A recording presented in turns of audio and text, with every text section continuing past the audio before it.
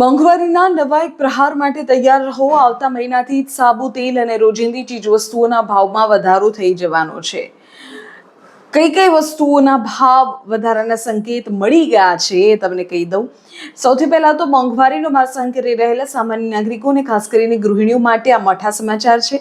જો તમે પણ ઘરનું માસિક રાશન કે રોજિંદી જરૂરિયાતની વસ્તુઓ ખરીદો છો, તમારું ઘર ચલાવવાનું બજેટ હવે વધુ ખોરવાઈ શકે છે. આવતા મહિનાથી સાબુ, ખાદ્ય તેલ, સર્ફ અને દૈનિક વપરાશની જે એફએમસીજી પ્રોડક્ટ્સ કહેવાય એ મોંઘી થવા જઈ રહી છે. એટલે કે ફાસ્ટ મૂવિંગ કન્ઝ્યુમર ગુડ્સ કંપનીઓ જે છે તે પોતાની પ્રોડક્ટ્સના ભાવ વધારવાની તૈયારી કરી રહ્યા છે.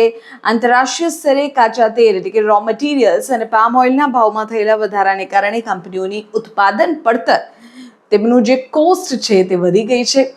આ વધતા ખર્ચની ભરપાઈ કરવા માટે હવે કંપનીઓ આ બોજ સીધો ગ્રાહકોના માથે નાખવાની તૈયારીમાં છે.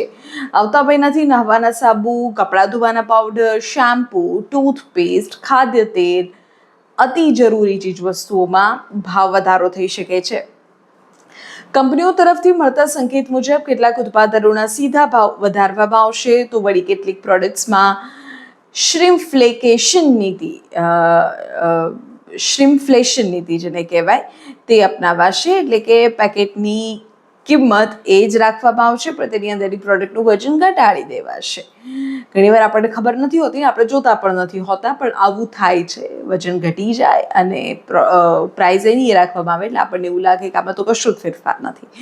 છેલ્લા કેટલાક સમયથી કાચા માલ અને ટ્રાન્સપોર્ટેશનના ખર્ચમાં સતત વધારો થઈ રહ્યો છે, જેના કારણે ઉત્પાદકો માટે જૂના ભાવે વસ્તુઓ વેચવી હવે મુશ્કેલ બની રહી છે. ઉત્પાદકો તે ઉમેર્યા છે. પહેલેથી જ રાંધણ ગેસ, શાકભાજી અને અન્ય જીવન જરૂરી વસ્તુઓના ઊંચા ભાવથી પરેશાન મધ્યમ વર્ગ માટે એફએમસીજી પ્રોડક્ટ્સનો આ નવો ભાવ વધારો ડબલ માર સમાન છે.